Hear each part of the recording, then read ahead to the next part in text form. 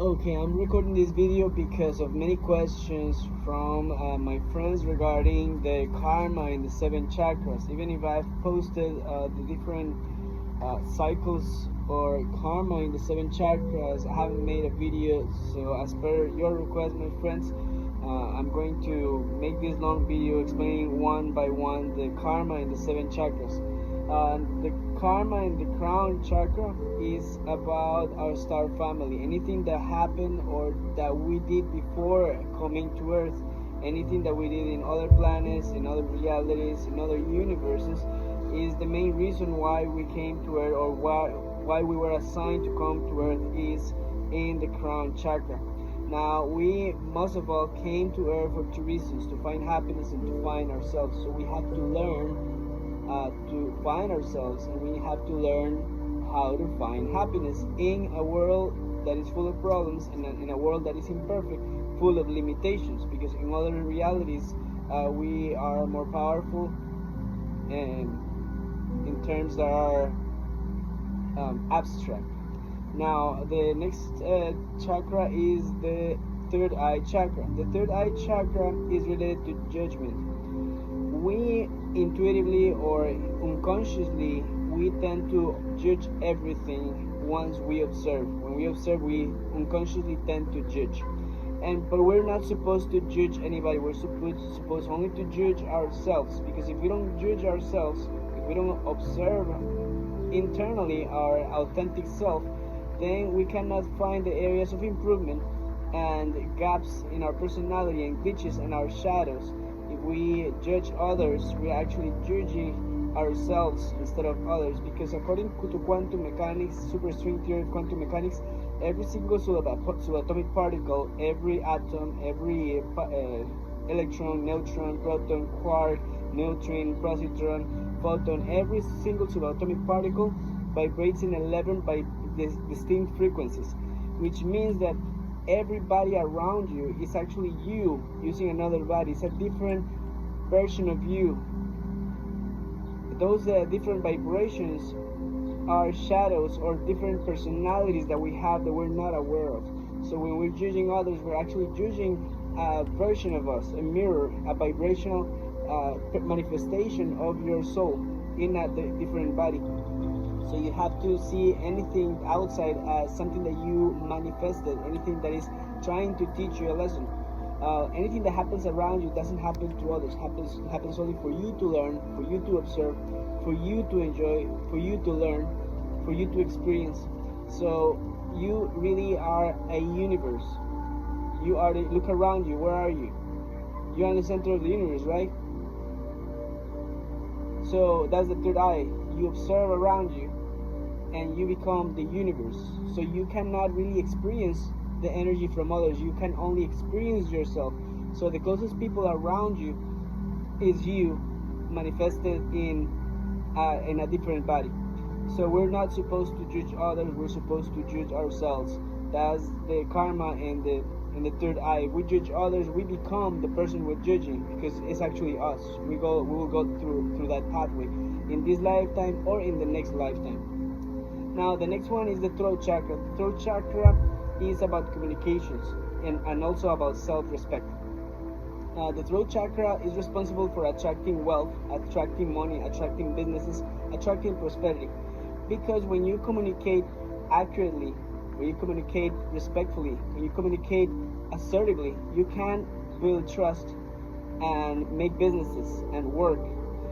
For example, when you go to a restaurant, you eat and drink while you're served because you trust the restaurant. You go to a bank because you trust the bank. They're not going to steal your money. You put the money in the bank because you trust the bank. People send their kids to the schools because they trust kids are not going to harm their children. You drive down the road trusting complete strangers that are going to obey the traffic signals. You buy something online because you trust that the merchant is going to send the package to your address and they're not going to steal your money. So any business, any kind of relationship, everything is 100% based on trust, and that's how we build wealth and money, through trust.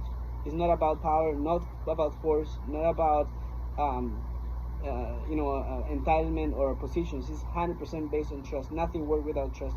So we develop trust without communications. Now, when you respect your word, you make sure that anything that you say is accurate and truth. Before you can create a believable lie to others, you have to first lie to yourself. When you lie to yourself, you're actually disrespecting yourself. And in the end, the lie is going to come through, because the truth is that, like the sun or the moon, it cannot be hidden for too long. So if you respect your word, then others will respect your word. You cannot respect others unless you respect yourself. If you know how to respect yourself, then you know how to respect others and receive respect from others in return. So the authentic has value. The fake doesn't have value. The truth has value. The lie doesn't have value. So all the value that comes in form of money, in form of wealth, in form of prosperity, is in the throat chakra.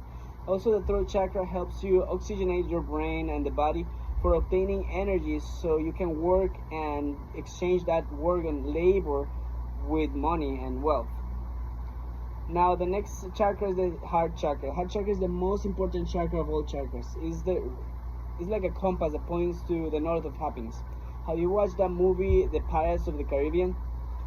Yes, in that movie, Jack Sparrow is actually using a compass that doesn't point to the north. That compass points to anything that he wants. So the whole story in the saga is he's going to all those places, navigating, looking for what he wants, following that compass. So the heart chakra is the compass to happiness. So when you do things because of fear, you're not following your heart, you're following your ego. You do things because of shame, or because of anger, or because of jealousy, or because of greed. Because of that, you are not following your heart, you will be following your ego. There is no wrong path. The only wrong path is the one that is not walked. But those paths that when you follow your ego instead of your heart are full of lessons, are full of karma, and are very hard to actually walk. So when you follow your heart blindly, trusting your higher power, even if the decision you're making is naive or is not really logical, follow your heart. You're never going to be wrong, and is less karmic or no karma when you follow your heart. That is the biggest lesson, because we are here for finding happiness, and you find happiness by simply following your heart. Now, the next chakra is the solar plexus.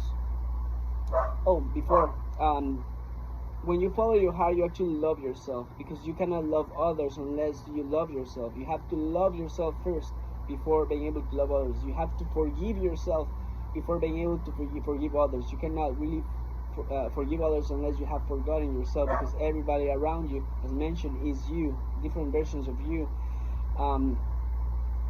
You have to trust yourself before being able to trust others. You have to believe in yourself before being able to believe in others.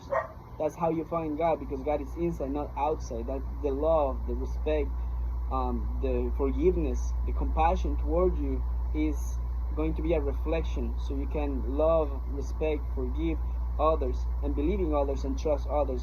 So that's how you can follow your heart center, by loving yourself, being compassionate to yourself and kind to yourself. Everything starts inside. Contrary to what society says, no, you're not the center of the universe. No, it's not about you, it's about us. No, it's always about you, and it's always about loving yourself first. Now, the next one is the solar plexus. The solar plexus is about how we obtain energy from our body, to our body, and is that related to digestion. So when we have a balanced diet, we can have good health. If we don't have a balanced diet, the karma is having health problems and obesity and all kind of digestive issues. So this is also related to past life. For example, if in a past life you died because of starvation, in this life your astral body will say, hey, we have to eat because we're going to die of starvation. So the person starts eating, and then it goes into obesity. And that is a karma that has a root cause in a past life. Now the next one is the sacral chakra. The sacral chakra is responsible for transmutation of energies. For example, you obtain energies from your surroundings, and the gut feeling give you a signal. So it converts energy into information for you to be warned about karmic energies around you. So when you actually have sensations in your body, the sacral chakra produces pleasure, because in the gut area we produce more than 50% of the dopamine in the body. So the guts, the liver, the pancreas, the bladder, the kidneys, all those organs in this area, in the sacral area, produce more than 50% of the dopamine in the body. The dopamine is the hormone of pleasure, the hormone of happiness. So when your sacral chakra is not well tuned in, your levels of dopamine are very low, and then is when the body starts looking or seeking for stimulations or triggers to produce dopamine unnaturally or externally, with external factors, not internally. So that is when the people falls into addiction, and that is the karma in the sacral chakra. Addictions, alcoholism, drug addiction, addiction to pornography, addiction to sex. In the worst addiction, in my personal experience, is addiction to power. That is the worst addiction. People, instead of following their heart, they pursue power, and they sacrifice their happiness in exchange for power, when actually we have to find or grow power to gain happiness, not the other way around. And that is detrimental if you sacrifice your happiness for power. And that is related to the heart chakra and the sacral chakra. Instead of following your heart, following that lack of power or not being complete, so you need to have that external validation, that releases of dopamine, because the power gives you the dopamine that can be released naturally. So the way you can heal the sacral chakra is by eating probiotics, yogurt, anything that is raw. So anything related to the solar plexus and the sacral chakra is about digestion. So what is the best diet? We can think about how our body was formed by nature. Our ancestors, before the use of fire, we used to eat everything raw and living food that was alive. Green vegetables, fruits, nuts, roots, bugs, and fish, especially raw fish. That's how our brain grew. We're like dolphins. We have no hair, we have big brains, we are made to be born in water. So we're mostly like water monkeys. We actually walk in 2 feet because the level of water had to be, we had to be able to have our heads up to breathe, and that's why only we grow hair in our heads, because the hair is a protection against the sun. That was the only part of our body that was actually exposed all the time to the sunlight. And our hair grows indefinitely, not like most animals, indefinitely, because they are like fishing nets. Imagine that my hair is in the water, just floating here, and there's a fish eating, and then we can trap it and eat it right now. And that's why our teeth, we don't even have canines like most primates. Most primates have big canines, even if they are vegetarians. They have big canines. We don't have, because our teeth are made for eating fish. So eating raw fish, living food, is the key for healing the sacral and solar plexus. We have to ensure that the life that we eat every day is alive, because most of the food that we eat from the industrial farming is dead, with antibiotics, with preservatives, with all kind of chemicals, actually kill the good gut bacteria. And that the gut bacteria is responsible for producing those provisions of dopamine in the body. So when you eat food that is dead, your body doesn't really make use of those nutrients. The bacteria in our body is actually going to be fed by that food that is dead, and people goes into obesity, and they're not even human cells. Those are bacteria growing in their body. Our body is made of 60% of bacteria approximately, and so when we eat that amount of food that is dead, we're mostly feeding our bacteria and not really feeding with great nutritional value our body. So we have to again eat yogurt, probiotics, raw fish, raw vegetables. In fact, when you eat green vegetables, the living plant cells go into your body. When you get sunlight, photosynthesis happens in your body. So that photosynthesis is the only way to obtain certain nutrients that you wouldn't get any other way. Now the next chakra is the root chakra. The root chakra is the worst chakra of all. It's the one that roots us to earth and that keeps us in the cycle of karma here on earth. Is responsible for at least 80% or more of the karma in our lives and our ancestors' karma as well, generational karma, because we inherit generational karma through the root chakra because it's related to sex, romantic relationships, related to sexual identity, gender orientation, sexual orientation, gender identity, family, parenting.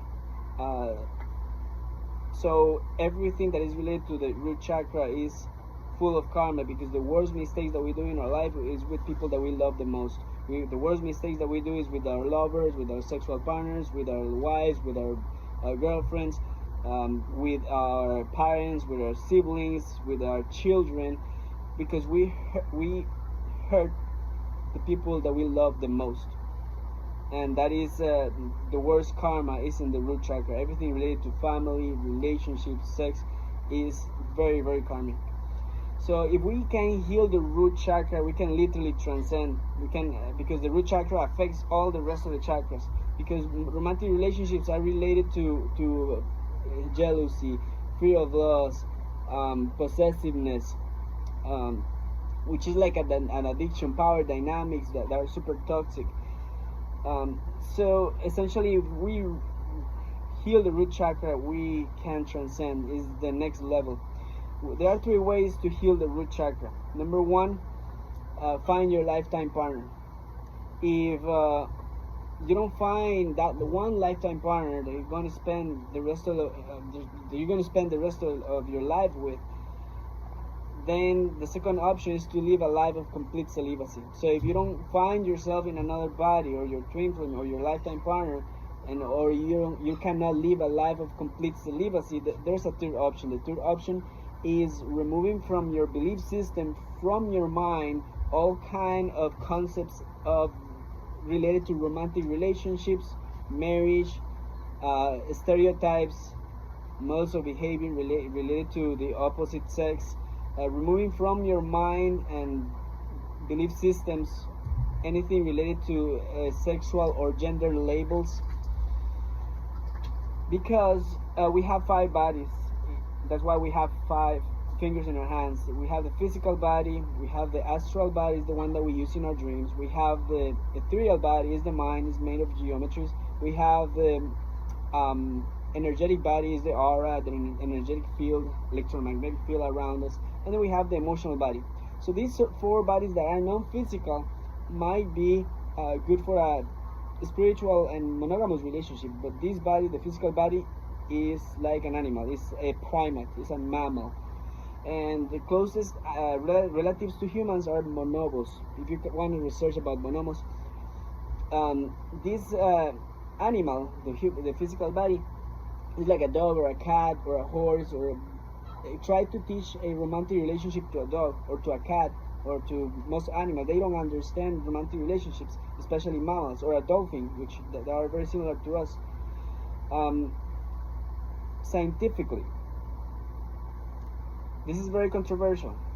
Scientifically, the natural way for humans to explore sex is in group, not in couple. It is in group because it is safer as well. Because in private, as a couple, it's a social construct, and when it's in private, when nobody's observing, nobody really knows what is happening there, and it is unsafe energetically, emotionally, spiritually, and perhaps physically as well. So there is aggression when the sexual relationship is in private most of the time, energetically, not even you know what is really going on. But when it is in group, it's observed, it's supervised, people know what is going on. You don't take it personal with one specific person. You don't get attached to one person specifically, emotionally or energetically, and that is healthier because it's a group in which the energy flows is not stagnant in between two persons. Also, statistically, women are nearly twice more depressed than men, which means that men are happier than women. So, according to those statistics, the depression gap does not start until adolescence. So, girls and boys are not more depressed. I mean, girls are not more depressed than boys, and not even girls in puberty menstruating are more depressed than boys. They are not more depressed until adolescence. So, what happens during adolescence? During adolescence, people start dating. So the expectations of society about romantic relationships are actually causing this problem in women. Their mind is affected and they fall in depression when they start having sex. And there is another topic, completely different topic. It's about being a portal. Women are portals. We all came through a woman. So when women start having sex, they open the portal because the portal is ready to receive a soul to give and bring to earth through birth. So when they have sex and their portal is not closed, energies can use that portal and manifest and affect her emotionally, intellectually, mentally, physiologically, and biologically. So the feminine energies open portals, the masculine energy close portals. So we need to understand that sex in group is positive. Women need to understand that they are the ones, number one protectors of their portal. When they have sex, their portal is going to be open. They have to close it. They have to claim their energy back. So you need the masculine, divine masculine energy to close the portal. And private sex does not help. Group sex is healthier, is safer, and you can obtain the group energy to close the portal.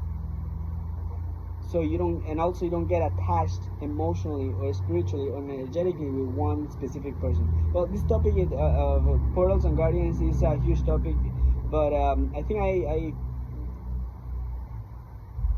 was able to provide enough information about the karma and the 7 chakras. And I hope this has been informative for you. Thank you for watching.